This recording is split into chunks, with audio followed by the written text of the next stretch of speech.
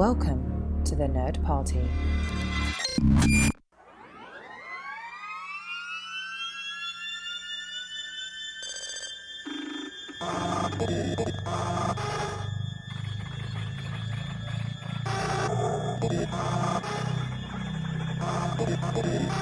Welcome to another episode of Missing Frames. This is the podcast where we watch all the movies we should have seen by this point in our lives. I'm your host, Shawn Eastridge. Thank you for joining us today. And you know who else I want to thank for joining me today is my special co-host, Christine Rigby, one of my favorite people on the planet who's never been on the show before, ever. True.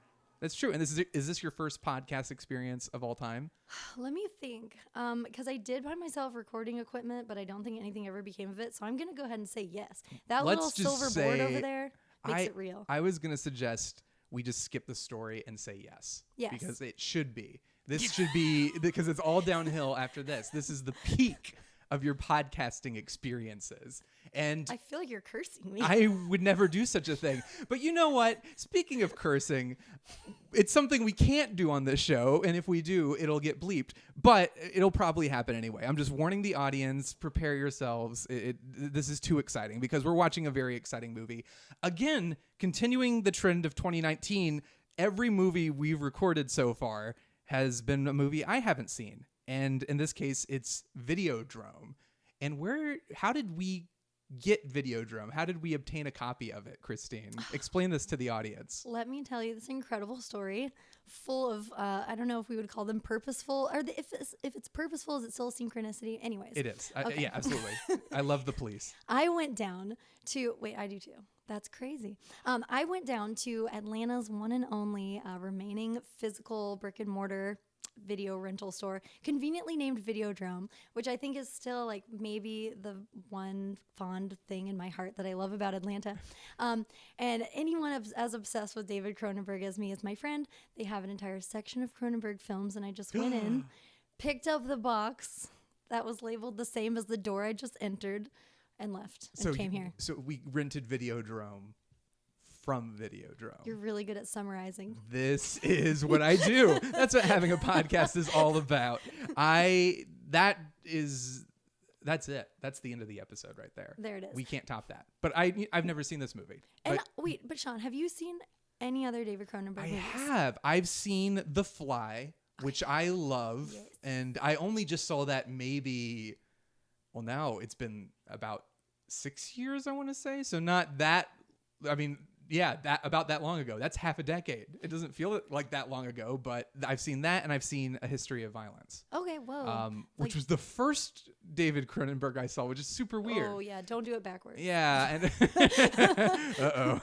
My doctor said the same thing. But I think I watched that because it was Viggo Mortensen, and it had just come out, and it was like a big, like, oh, this movie, it's based on a comic book. It's super crazy, and you should see it. And I watched it, and I was like, I don't know how I feel about this movie. But The Fly I loved. I would love to go back to A History of Violence at some point. But I don't really have much frame of reference for David Cronenberg other than that movie. Well, The Fly, yeah, and The Fly really actually came at like his zenith. That was what made his name big. Like Videodrome had come out in 83, and I want to say The Fly was like 87. Yeah. So he was sort of grinding his way through the body horror genre that some say he kind of invented. And yeah, so if you don't kind of know that history, the history of body horror, if you will, then it's my favorite kind of horror. Then that's what made the man. But did you even know that the store Videodrome existed, or am I also the one that told you about that? I'd seen it before. Okay. But okay. You were the one brilliant enough to suggest that we rent Videodrome from Videodrome, and I want to give you full props for that.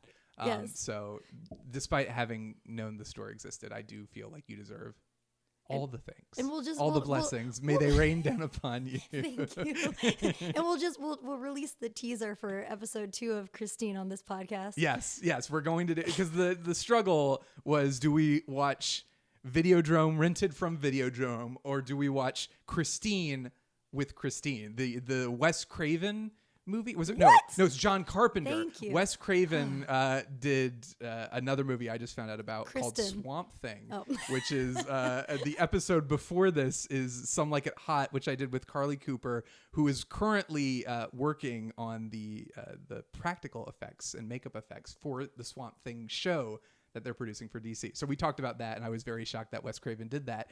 Christine is done by another horror master, John Carpenter, and it's apparently terrible. It is, but I feel like, well, it's funny because John Carpenter and David Cronenberg sort of have similar like lives and trajectories in the movie world, and they both kind of live at that weird fringe level where like just enough people know about them.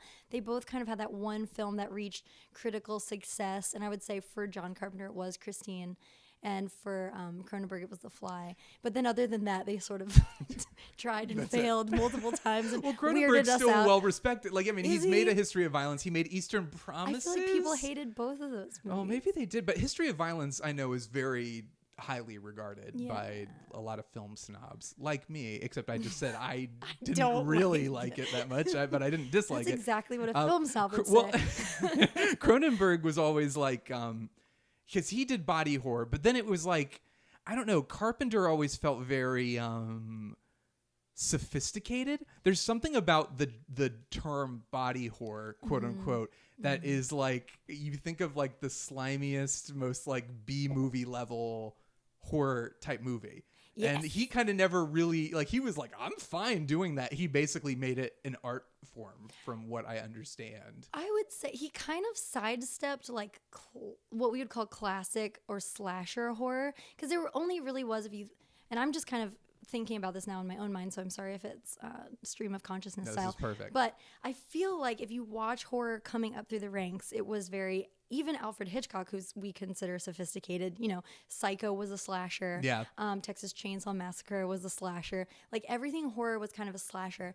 And what I love about Cronenberg, and I don't think I knew this when I discovered him, but obviously it's hard to ignore once you do find him, is that his brand of horror, we call body horror, but it's really like him turning horror inside out on itself. And instead of being afraid of what comes from without and jump scares you and like murders you and the ones you love or your cool friends, it's like what kind of oozes out of you and the sort of stink and filth that's, you know, imminent in the human flesh, right, that it just haunts you by the very fact of it being you. So it's like it's existential horror, which I love. And like he uses the body as his way metaphor. of showing, the metaphor, because it's like, if anything is he had to show like your body changing, because it's like he believes that reality is like neuroplasticity, and the way like Shawn sees the world is not the same way Christine sees the world, and like people are always playing with manipulating news to me. that. This is breaking on Missing Frames, everybody. I thought that's the reason I had you on the show, but sorry, go ahead. Well, oh God, we'll come back to it later.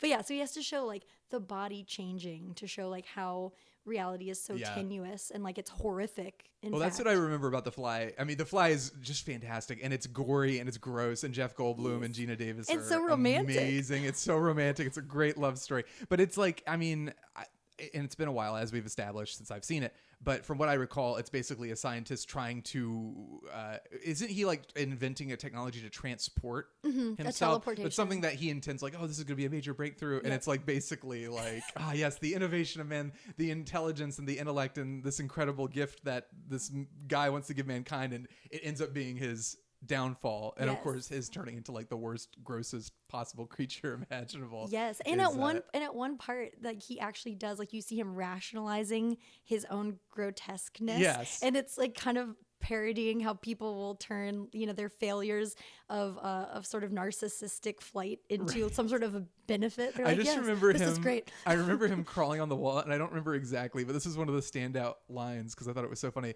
But he's like, I don't even know what's going on, and something falls off of him, and he goes, "What's that?" I don't know. It's like that sums up that movie pretty perfectly. Yep. But you're like, so Videodrome, one of your favorite movies, probably.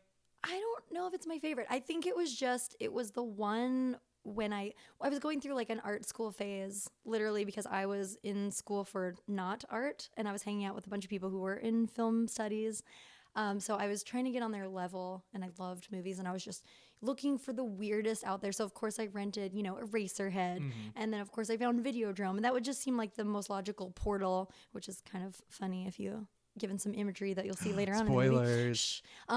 It was like a good portal into his world, and so it was just the first one that I saw of his work, and therefore it had the most indelible effect on me. Okay. I'm actually interested because, as with Eraserhead and a lot of the other arts house cinema that I was watching at the tender age of like 17, 18, I don't quite remember it all. I remember the most fantastic. Is that the last time you've seen it? Yeah. Oh, wow. I'm not a revisitor. Like Okay. I have favorites, and then I don't end up ever going back to them. I just hold them in my heart, and then Well, I that probably makes sense. mutate the memory. I've tried to do that. Yeah, well, I've tried to do that lately. There are movies I can never, like Star Wars, which I've seen so many times, I can never unsee it.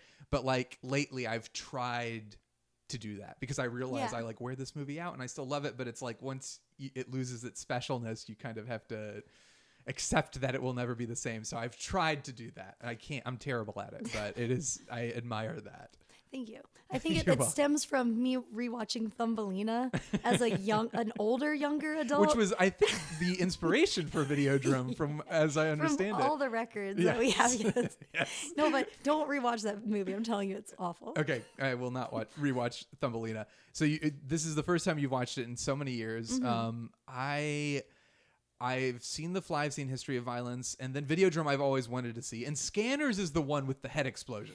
Yeah, right? I've seen that. That's like that part. Right, not the exactly. movie. No, that's you've seen the movie. I tried watching that. I couldn't even finish it. That's a one-trick pony. I've seen Okay. everything he's ever made, and Scanners is my least favorite. Oh wow. Okay, lots of people would take you to task for that. What I don't would care. you if you had Come one at thing me. to say? Okay. Is Email that it? Shawn if you want to fight me. No, don't email me. Email Christine. It's Do not not fair. give them my email No, address. don't find me. But okay, I'm excited. I've been wanting to see this for a while. Is this based off a book or anything, or is it just him? No, this Okay. is just him. He, I want to say he didn't start doing, what would you call it, like secondhand work until later in his life. I know Really, he- The Fly, because that he was a remake. adapted Naked Lunch. Right, and that was later. Yeah. So I think all of his early stuff is just him ruminating on these like body, sex, death issues that Okay. he has, and he kind of talks about it a lot, and that's why I love him, is because I feel like he's literally me. Yeah. Like Aw. I'm also just like a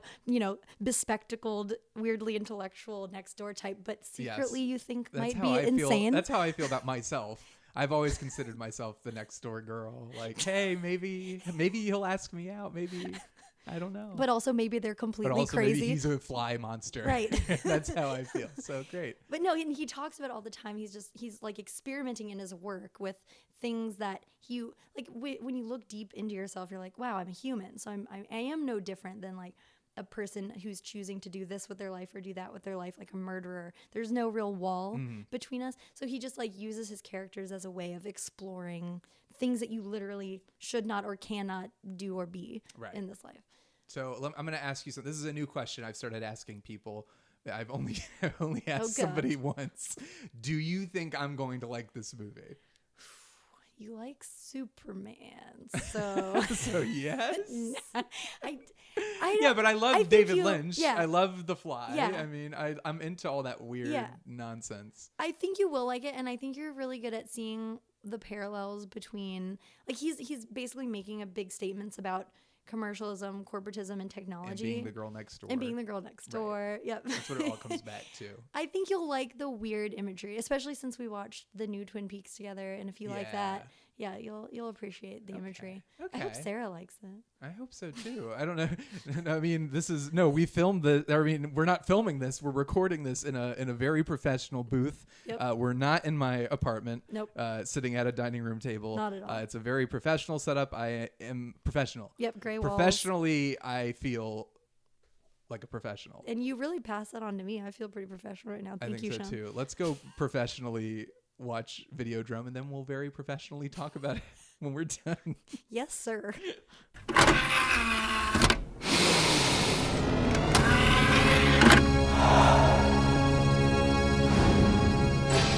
Now available to own on video cassette. And we're back. Christine, I wasn't ready for this movie. Really? I was so unprepared. Oh. I don't know what I expected. I mean, I knew it was going to be weird and gory and gross. But it was so disturbing. Like the first part of this episode is me being so happy, like, let's do it. And now it's just going to be me like, what just happened? Who am I? I'm so sorry. This happens to all my friends. This is all your friends you show Videodrome, and then they turn into Videodrome. Yeah. And they become the new flesh, Yep. and then that's it. They're done. Yep. New flesh, old friends. Oh, I'm sorry. Yeah, The Fly like still has like the nice romance, and History of Violence has like a plot. This is just a mess. Yeah, it's like miserable. Like it's kind of like, it's funny, but like it's super, super, super, super black comedy. But it's hard to, like, The Fly is like, you paint the hero as, if you want to call him a hero, as a sympathetic character, and you have his wife, and it's like, oh, it's a tragic love story. In this, it's like, here's this guy played by James Woods, who, it was bothering me. I'm like, I know I've seen this guy. His voice sounded so familiar to me because he's Hades in Hercules, and now I know. And Another black comedian. Yes, Hades, the black comedian. But it was bothering me, and I was like, oh my gosh, it even looks like him. But his character is so unsympathetic. Yep. He's like this terrible person. This guy Max basically runs a channel. Was it 83? Channel 83. Channel 83, and he just looks for like the worst possible like porn and violent films, and he's like, we broadcast it because, hey, we need to stand out in some way. And it is so, like, this guy's like despicable. He goes on a talk show, and they're like, do you think you should be more responsible? And he's like, hey, I'll tell you about responsibility. And he's hitting on this woman next to him, and she's like, oh, I like you. And I'm It's like, Debbie Harry, everyone. yeah, so at least we have Blondie. that's right. So so already I'm like, this is a weird movie, which I was expecting. And then it gets weirder because he's like, come over to my place. We'll put on this little ditty called Videodrome that I was watching at work, in which people get whipped and tortured and electrocuted, and they're naked. And she's like, oh, this is kind of turning me on. Pierce my ears. Yeah. And that's when I was like, oh my God, what are we watching? This is insane. I think that's when we lost Sarah. That's when we lost Sarah, my wife, who was in the room with us watching. And then she was like, I'm good. This is where I leave. And yeah, I was like, okay, it's that kind of, we're just going to go in that direction. Great. I wasn't ready for it to be so like, it made me feel icky. Well, yeah. I guess I should have expected that. Body horror. Yeah, icky, like weird, fringe. But I can't believe, because I felt like the beginning of the new Twin Peaks was, to me, so like gross and icky, and like I didn't see it coming. Yeah. Did this felt different? Yeah, I guess it's because it's so Cronenberg. Lynch is more surrealist. Cronenberg is surrealist, but it's all very concrete. It's all like, it's happening to you, and it's gross, and your things are happening, and your body's transforming. Whereas Lynch, it's like, oh, I'm stuck in a bad dream, and like terrible things are happening. But I think the gore and the body effects, which Lynch kind of delves into a little bit, but he's more about like the nightmarish imagery versus like the, oh, I'm gonna make out with my creepy television type deal. Which but, does happen. But like, you know, the first couple episodes of Twin Peaks: The Return are horrifying. I don't know. Maybe it's just the fact that I don't necessarily feel like it was because there was the emotional disconnect. You don't really like Max that much, no. Which is fine. I mean, James Woods is great, and he plays the part well. And it's not like he walks the line between like, this character's pretty unlikable, but you don't like outright dislike him. Like, you're not like, God, I wish I hate this guy. I wish I was watching anybody else. And the movie is so intriguing and fascinating and engaging that you're just like, I can't stop watching. But with Twin Peaks, at least, it's like, oh, I like these characters and what's happening. I don't quite know what's happening. With this, you kind of never know what's happening, but you're always like on edge because something horrible is just right around the corner. Yeah, or already there. Like, I think that's what I like about him is that he loves crafting that scene that you're looking at. Like, he's very much within the frame. And I feel like he puts everything there for a reason. I almost feel like he's Lynchian in the sense that I could see him like putting, coffee beans under the counter, like something that you wouldn't even see, like details that build the world. Although it is shocking because even though it's so visually compelling, he's very clinical in the sense that you don't connect with anyone, really. Yeah. It's almost like everyone is a substitute for a metaphor. And even the names feel like odd jokes. Yeah. Such that like, what was Oblivion? Dr. Oblivion? Dr. Brian Oblivion, who only, as far as you meet him as a character, only he refuses to be interfaced with other than as a television he's like, I don't ever want to be on television, but I am only on television. Yes. But I think maybe the difference between Lynch and Cronenberg is a bit more clinical almost. Like it's a very corporate, I've only seen this and The Fly and History of Violence. And History of Violence is a little bit outside the norm because I think it takes place in like a small town and stuff.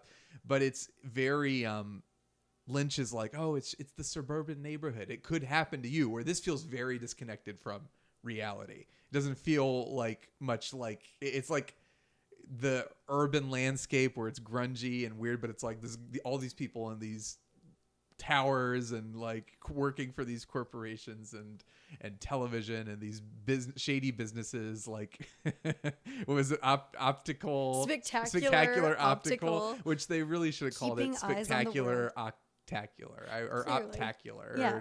I would have been very happy with that, but maybe that's the difference. There's almost like the normal like gosh gee whiz quality of David Lynch is not at all in David Cronenberg's work.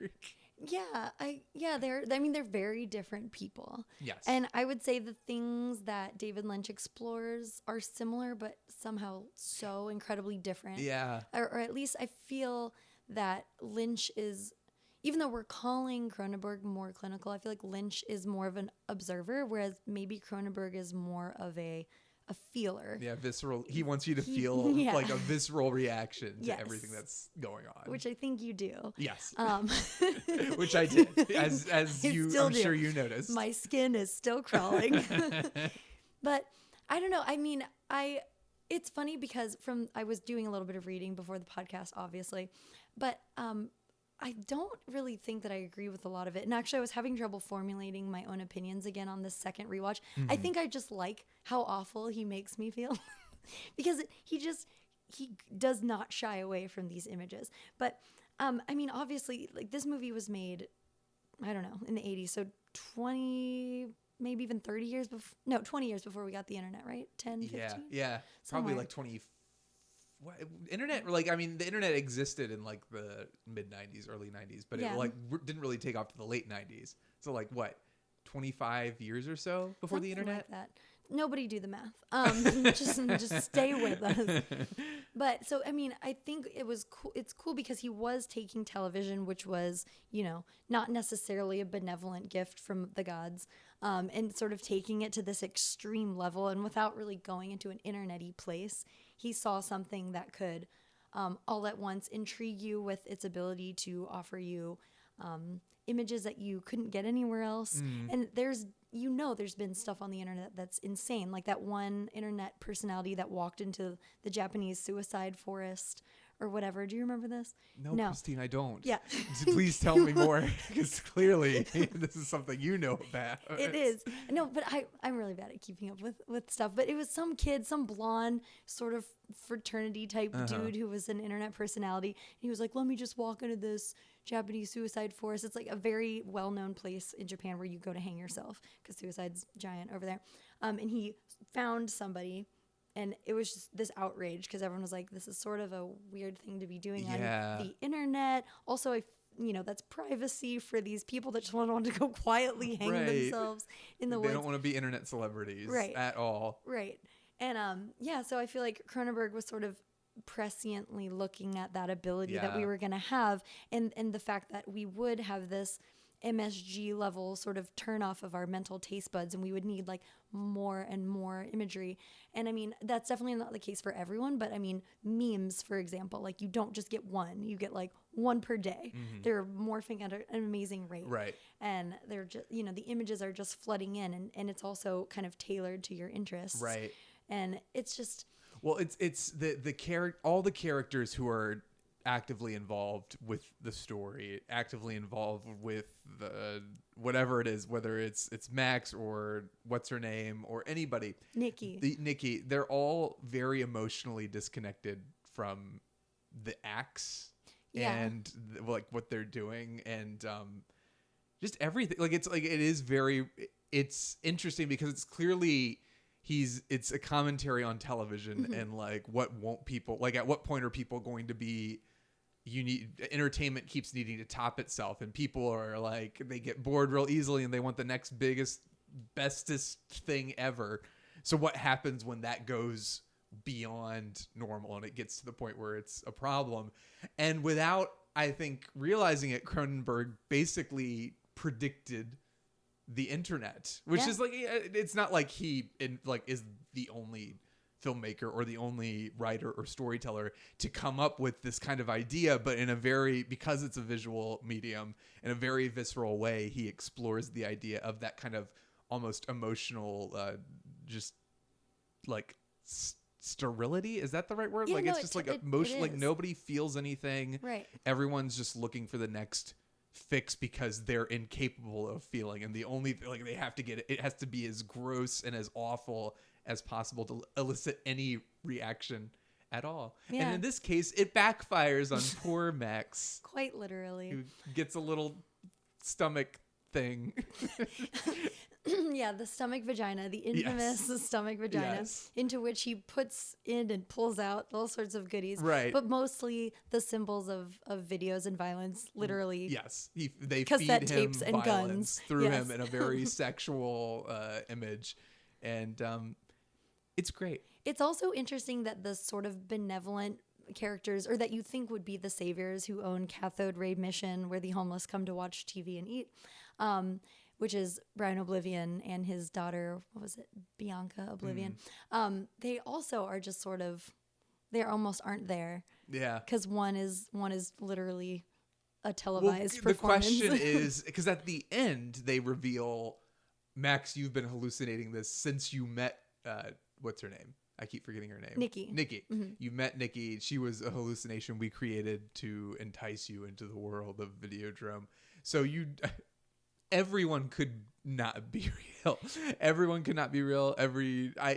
There's a point in the movie where it's like, I don't know what is happening and what's not happening. And I'm okay with, I give myself up to the movie. The weirder it is, I'm like, I don't care. I don't really need an explanation. And this movie's the same thing. I'm like, give me all the weird. I don't want to know what's happening. I don't really need to know what's happening. But this movie definitely, at a certain point, is like, yeah, everything could or could not be real. And it doesn't really matter. Yeah, in a way, I guess I choose to look at it as this sort of like hermetically sealed bubble of his own imagination, I guess. And, you can't take anyone's words too importantly in this film, but like when Brian Oblivion says his thing over and over, where the TV screen has become the retina for the mind's eye, and so it's like whatever you choose to put in is what you're gonna get. And I feel like Max, the main character, kind of goes on this landslide of feeding himself these images, and then it goes into it funnels into like the ultimatum at the end. Because he basically is like, your perception is your reality. So to him, it doesn't matter. It's all really happening. Right. And it's just when other people try to interact with his hallucinations that they're like, we don't know what's going on. Right. But as far as he's concerned, the fact that he sees it and the fact that he believes it is enough to make it real. Yeah. I mean, would you almost compare it to the ending of North? North, the classic Rob Reiner film that has inspired so many generations of filmmakers.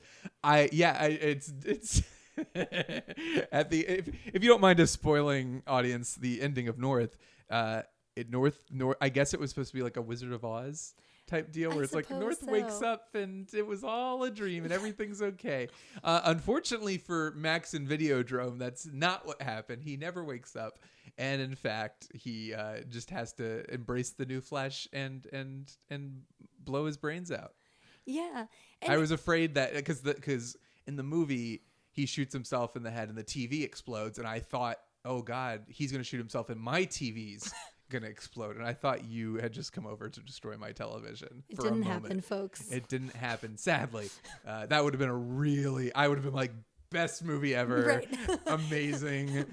What I need a is new real? television. Yeah. Yeah, I know. It would have been great. Unfortunately, that didn't happen. But Sigh. are there any, what are some like standout visual moments for you from this movie? Basically, from start to finish, it gives you a ton. Yeah. It's all pulsating technology, which if you get excited about, you should also watch his movie Existenz, which is the video game version of Videodrome. Oh, great. But yeah, so we've got, the TV that he's like stroking, and it's undulating and yes. becoming veinous, and it's, responding to his Right, touch. the sexy TV. The sexy TV, Yeah. if you want it. And Once then he again, makes great at out with it, and summarizing. I was not. I had like a giant mouth, and I was like, "Oh, this is kind of sweet. This is Kind of, yeah, at romantic." least And he it's like tender. just shoves his face into the rubbery television screen, makes out with it. Which I mean is the same as swiping left on Tinder. It's practically so the same it's- thing. So I think we can agree. Cronenberg called Tinder. Clearly, he invented the internet. Yes. What else? Oh, so we've got the first time he touches the personal message that he gets from Brian Oblivion, the cassette tape, Mm-hmm. that the little spinning discs that move the footage just become like little like boobies that sigh. Right. Everything. It beautiful. reminds. Did you ever play any of the Silent Hill games? I actually was too scared. Yeah, to do well, that. I mean, they're pretty terrifying, but Silent Hill clearly got some inspiration from this movie. Just like Really?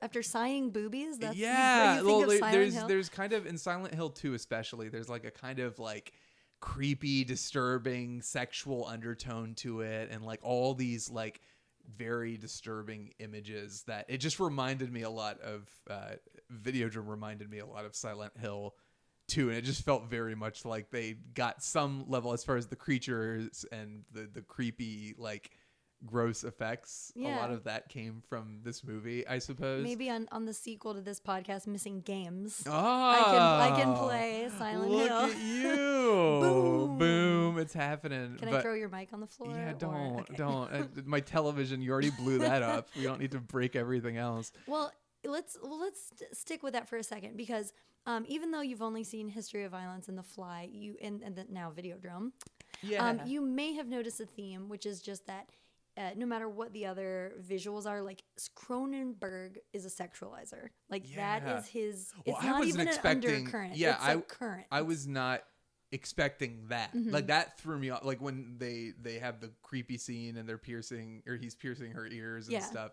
I was not expecting it to be so graphic. Oh yeah. Like it was like, oh, this is happening, and it's 15 minutes into the Yep, movie. if that. It's like I better put. Like I was like, I knew it was gonna be disturbing, but it was just like that was just such a strange and creepy. I was like, well, I better brace myself and just completely shift whatever I thought this was gonna be, whatever mindset I was in before. Oh, definitely. That's And what I mean. I was not prepared. He'll get you every time. Yeah. I think that's the thing is once you know his, I don't want to call it a formula, but just the way he sees the world, it makes more sense, I guess. And I guess I just see it coming at this point every Right. time. But no, he's very much, I guess, like sex, desire, death. He just kind of sees them all on a spectrum. And he actually has some interesting quotes about like desire and how life is desire. And this is actually in his new book. And it's like even your desire for a new a new computer is like a life force in a way. Right. So even if you have the tiniest desire, it can keep you going, and that once your desire ends, your life ends. And it's kind of something that I feel like I've received as a sort of general truth of life, is that there is this undercurrent of like life energy that you could even call like sexual energy that keeps this whole game running. And so he just kind of takes it to an extreme, because you only have an hour and a half anyway in film, and is like, look at the connection of humans. Like, we're gonna grab out for things and we're gonna desire things, and that desire, like the need to live or to die, it's like it's so strong that it's almost sexual. Right. Like, just to, you know what I mean, like any This connection is like you have. so everyone listening is basically experiencing what I experienced watching Videodrome. They're like, I tuned into Missing Frames. It's wacky talk. Shawn talks about Sorry, movies, guys. and now we're dealing with all kinds of psychological, disturbing imagery, and that's the best thing about Videodrome. It just brings Just people so together, wholesome. and it makes you want to talk about these things that you don't want to talk about ever. And actually, so that's another reason I respect him too. And I said earlier how I was gonna kind of talk about like my relationship to horror, which literally began as a relationship. Like, the first guy, my first not boyfriend, was this guy who was covered in horror film tattoo sleeves, and that was his thing. And he actually tried to run a podcast for a while and like had a website reviewing horror. And Not nearly as cool as me, clearly. not even. Love you, Keenan. Anyways, but we were watching a lot of horror together, and I noticed, I began to sift out like that. I think the interesting horror, and this is kind of the same way Cronenberg sees it, is like one that uses the startling imagery, but then like slips some messages in there, and it has a little bit more to say. Yeah. And what he says is like horror is really just a conflict. And whenever you have conflict, that's where like the learning starts. Yeah. Or it's like the way we know a lot about our bodies through medical disease. Like, that's not something we ever thought we were gonna have to deal with, but instead we have to like figure out, why is it doing this? Yeah, to And then him we it's know like more. body horror is the means to understand life. I guess so. It's like your body has to go through horrible changes for you to truly appreciate what you have. The little things. And it's really, what a beautiful message to send to our children. This one's for you, This kids. one's for you, kids. I don't. It's hard. I found the movie so I was very, very involved and very like, this is crazy. But it's definitely like, it's difficult to connect to because, and it's purposefully done this way. It's very purposefully, nobody in the movie is likable. Everyone, you kind of hate everybody, and it's kind of, you're very much an observer and you're watching it from this very kind of distant, you're very detached from everything. Which in happening. a way is great. It is, and I like that a lot. But I started thinking, I was like, I wonder if it would have worked better if it was more like The Fly, where you almost have an emotional, like, this poor guy is just a victim of his circumstances. I guess it wouldn't work for this movie because it really is the ultimate failing of this guy, and the ultimate flaw of his character is his like complete disregard for morality or taste, or like, he doesn't care. He is like concerned with the bottom line and how do I just get more and more people to watch my show.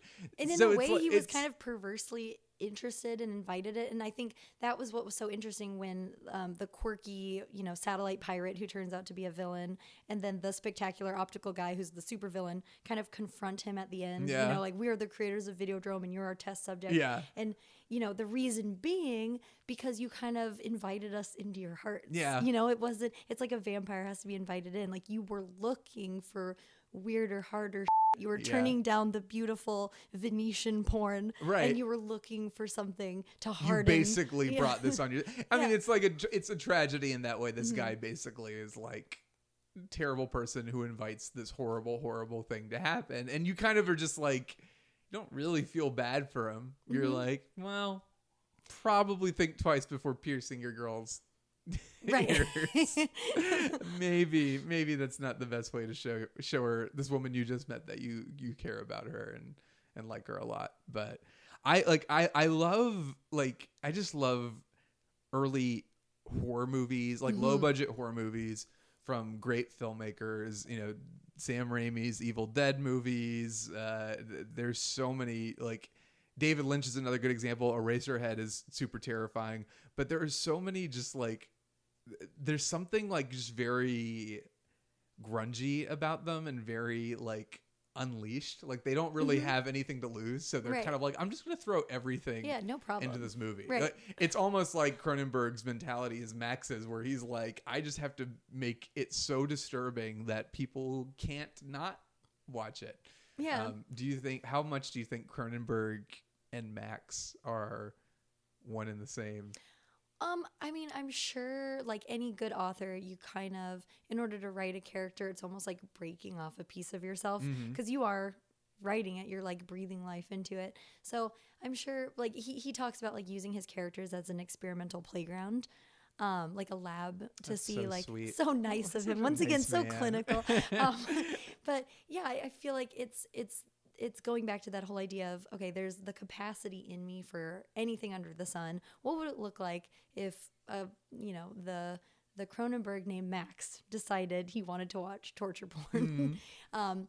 But yeah, so I'm sure there's a lot of him in that character. But I feel like he also is the type that, as you can see, it's like when he's done playing with the ball, he just drops it. Yeah, It he's done. deflates. He's like, 'Cause, whatever. what was after this as far as his filmography? Hold on, I've got it pulled up here, ladies and gentlemen. Bring it So on. he did The Dead Zone, which is a Stephen King book I haven't read. That's a little more mainstream. A little. I don't know how. I don't know. I know The Dead Zone is like the guy can see or communicate with the dead or something like Yeah. that. But I don't know how. I don't know Like how mainstream. quirky and bizarre it is. I'm sure there's an element of that, but that seems a little more mainstream. Definitely. And then The Fly was after that. And The Fly is like super gory and gross, Yeah. but it's also like tolerable in For some weird sure. way. Like, It attracted a much wider audience. Yeah. And I think people were able to sit through the whole thing because it did have that character drama. I think also people just want to see Jeff Goldblum naked. God, he's so good looking. I But the think only that's- balls on him I'm attracted to are those eyeballs. Oh. God, they're so good. I couldn't agree more. And then he did Dead Ringers. Oh my gosh, that's amazing. Do you know Jeremy Irons? Yes. Yeah, Jeremy Irons he is great. plays a set of twins Okay. that are obsessive gynecologists. Oh my! And once again, the sexual theme is rife. Right. That's amazing. I saw that one at the no. AV club in my college. Oh no! Highly recommended. This looks horrifying. And then Naked Lunch. Yeah. And what else? Yeah, Naked Lunch is going to give you a lot more. Just more of the same beautiful pulsating orifices where you wouldn't expect them. This is just fantastic. I People love putting all of it. things into their body that they probably shouldn't. Probably not.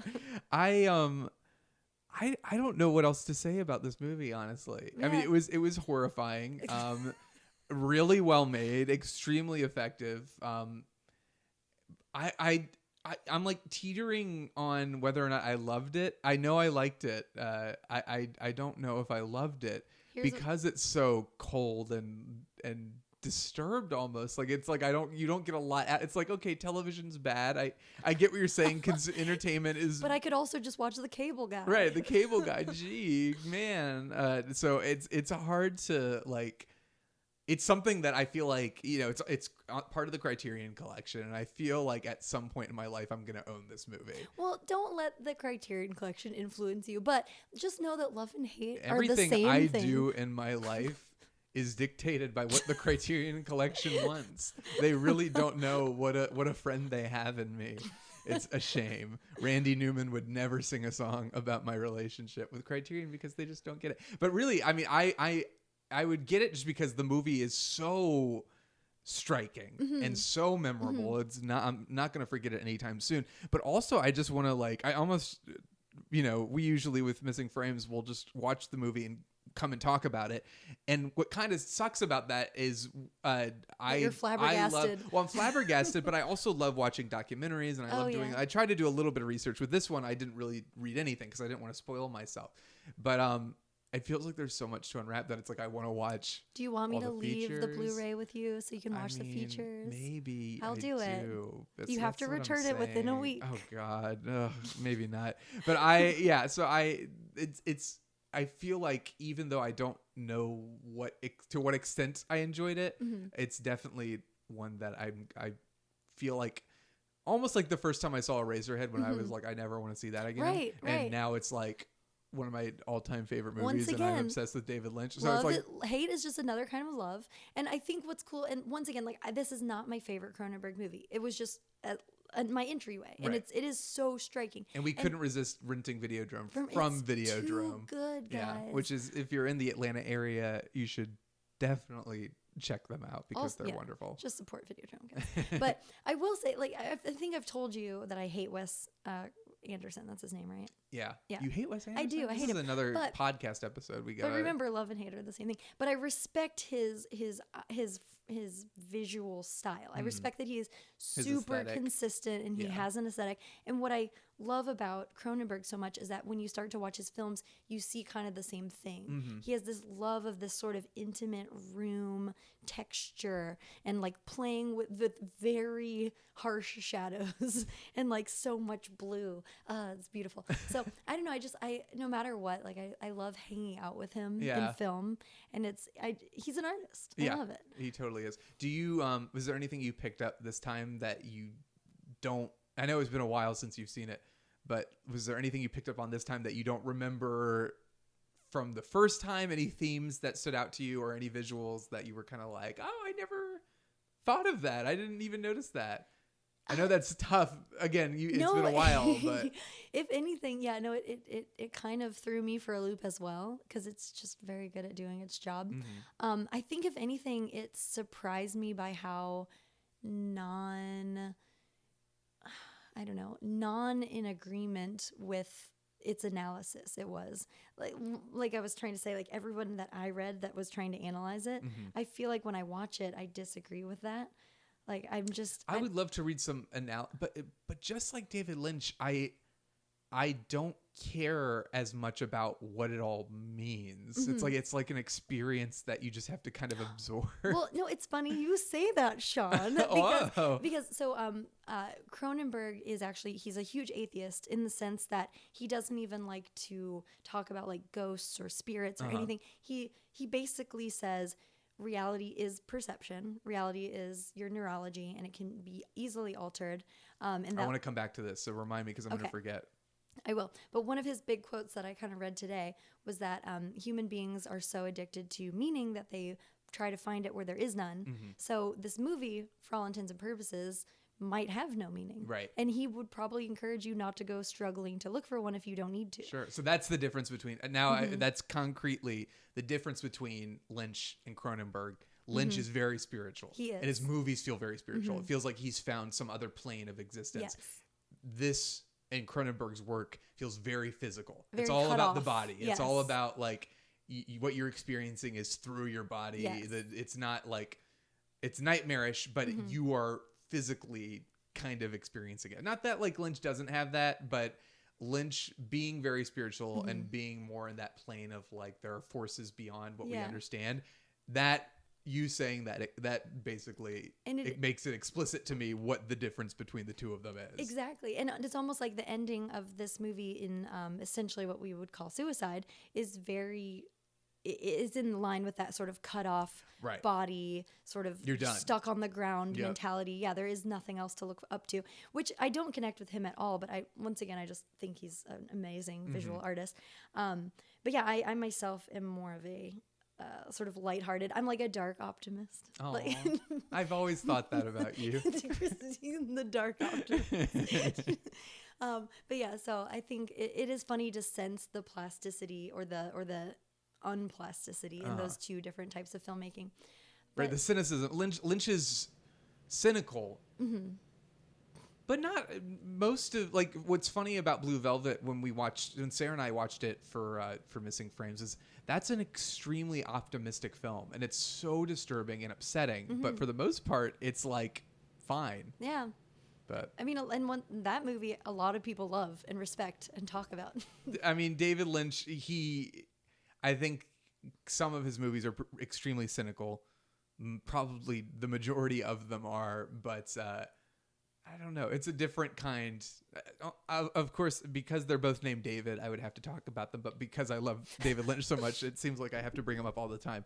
But it is. I mean, they are very. They were both making movies at a similar time, kind of similar, like disturbing surrealist horror. You know, it's a similar style. I mean, clearly David Lynch meditates and Cronenberg doesn't. That's it. That is the the only difference in a nutshell. Mhm. But all right. Well, I definitely enjoyed this. I'm glad I got to see it finally. Right before bedtime. Right before bedtime. Perfect. I need to see more. What do I watch next from Cronenberg? Oh my God, I love Existenz. Okay. It's little E, capital X, little I through N, and then a giant Z. So that's 99. Yep. Okay. And that has Jude Law and Jennifer Jason Leigh. Oh. And they play a video game that ports directly into your spine. Oh, I like it. It's fun, and it even has a little cameo by Willem Dafoe, who does back alley spine plugs Well, for I the video game. I always love Willem Dafoe and everything. He's so my boy. I will have to check that out. And then I guess all we have left to do is final ratings. So on a scale of 1 to 5 spectacular opticals, with 1 being the lowest and 5 being the highest, how many spectacular opticals would you give Cronenberg's Videodrome? Is it full points or half points? You can give half points Really? if you want. Okay. Yeah. I will say 4.5. Okay. Because it's lacking a certain something, but it has a giant vision. It Yeah. feels like a lot of stuff I try to do, where I'm like, I'm gonna cram all this stuff into one paragraph and people will get it. And then they're just like, nope. Christine, I don't understand Why what would you were do trying this? to say. Please leave.